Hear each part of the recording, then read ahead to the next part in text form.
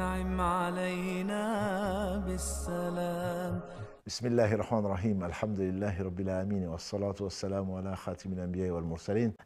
L'imam Ibn Qayyim, il a écrit tout un livre, Péché et guérison, pour les plus instruits d'entre nous qui ont lu ce livre, par exemple, où il y a combien plus de 70 conséquences et méfaits des péchés. Les péchés empêchent même d'apprendre. Péché et guérison de l'imam Ibn Qayyim. Allah a établi 3 types de peines légales, l'exécution, l'amputation et la flagellation. L'exécution concerne la mécréance, ce qui en découle et s'en rapproche, comme la fornication et l'homosexualité, car cela corrompt la religion, la descendance et le genre.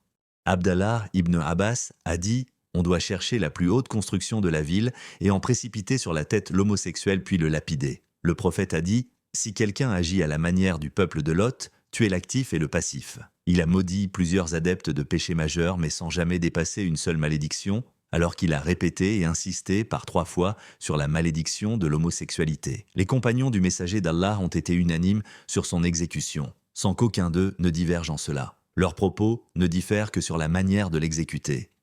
L'exécution du passif est meilleure pour lui que le fait qu'il soit sodomisé, car celui qui le sodomise le tue d'une manière dont on ne peut espérer aucune vie, au contraire de son exécution, car il est opprimé et peut espérer en bénéficier dans l'au-delà. Et celui qui meurt dans un état de péché, Allah lui a réservé le pire.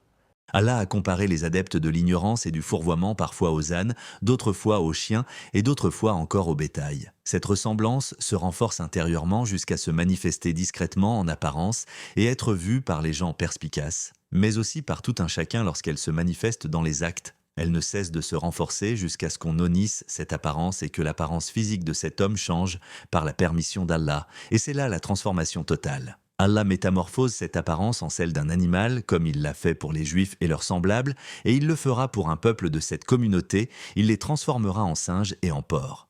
Le courroux d'Allah, donc la colère d'Allah, la malédiction d'Allah. Il n'est pas permis de verser le sang du musulman, sauf pour ces 3 cas. Le fornicateur qui a déjà connu le mariage, le meurtrier en application du talion et l'apostat qui quitte la communauté.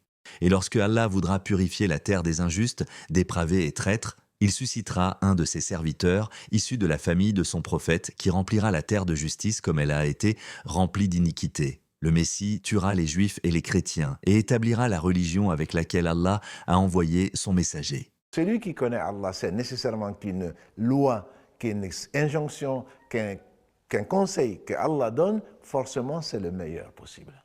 Ce livre est vendu à la Fnac et sur Amazon. Les jeunes de moins de 25 ans peuvent se procurer ce livre grâce au Pass Culture. Ce pass est une initiative du ministère de la Culture visant à généraliser l'accès à la culture.